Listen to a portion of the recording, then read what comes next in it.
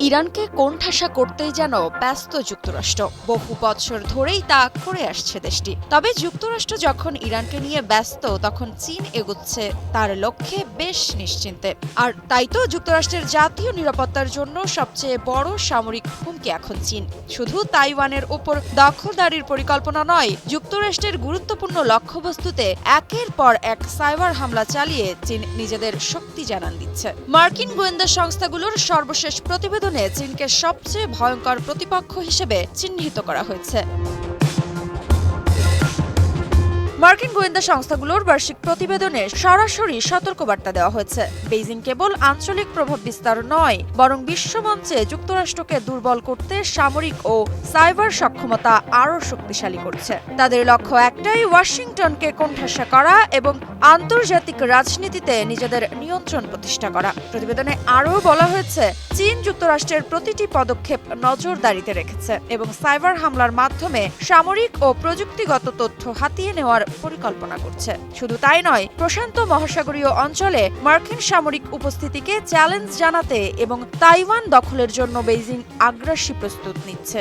গোয়েন্দা সংস্থার ওই প্রতিবেদনে আরও উল্লেখ করা হয়েছে, চীন এখনই যুক্তরাষ্ট্রের সঙ্গে সরাসরি সংঘর্ষে যেতে চায় না, তবে তারা তাদের কৌশলগত অবস্থান এমনভাবে শক্তিশালী করছে যাতে ভবিষ্যতে প্রয়োজন হলে তারা যে কোনো পদক্ষেপ নিতে পারে।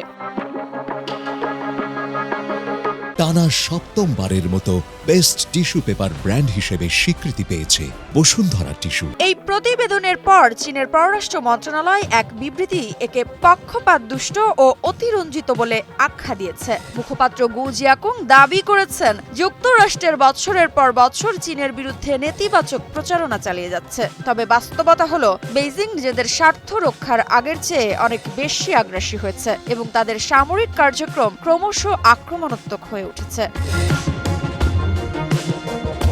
এদিকে চীন এখন যুক্তরাষ্ট্রের ছাঁটাই হওয়া সরকারি কর্মকর্তাদের নিজেদের দলে টানার চেষ্টা করছে। মার্কিন think tank foundation for defence of ডেমোক্রেসিসের গবেষক ম্যাক্স লেসার জানান, চীনের একটি গোপন প্রযুক্তি সংস্থা ভুয়া কনসাল্টিং ও হেড হান্টিং ফার্ম ব্যবহার করে সাবেক মার্কিন সরকারি কর্মকর্তা ও কৃত্রিম বুদ্ধিমত্তা গবেষকদের নিয়োগের চেষ্টা করছে। রয়টার্সের এক অনুসন্ধানী প্রতিবেদনে উঠে এসেছে, 4টি বড় প্রতিষ্ঠান এই নেটওয়ার্কের সঙ্গে সরাসরি যুক্ত। এসব কোম্পানি তাদের ওয়েবসাইট ও সার্ভারে লুকিয়ে রাখতে নানা কৌশল নিয়েছে, যা স্পষ্টভাবেই চীনের গোয়েন্দা কার্যক্রমেরই অংশ।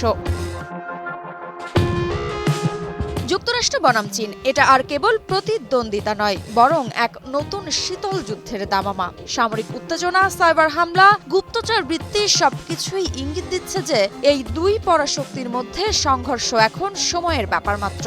যুক্তরাষ্ট্র কি চীনের এই আগ্রাসনকে মোকাবিলা করতে পারবে, নাকি বিশ্ব দেখবে এক নতুন শক্তির উত্থান? বিশ্ব রাজনীতির মঞ্চে এই লড়াইয়ের পরবর্তী ধাপ যে আরও ভয়াবহ হতে পারে তা বলাই বাহুল্য। মৃত্তিকা বিশ্বাস, নিউজ 24।